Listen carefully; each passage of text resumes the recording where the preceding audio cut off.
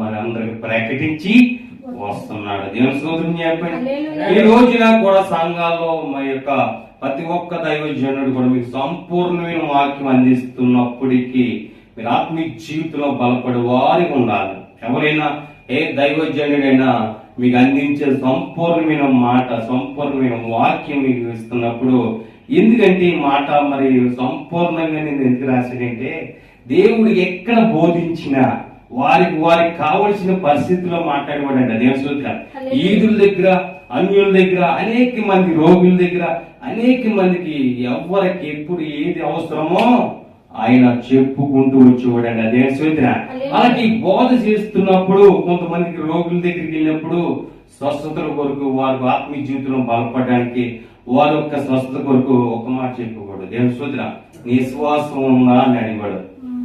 నీ శ్వాసం నిన్ను స్వస్థపరిచింది.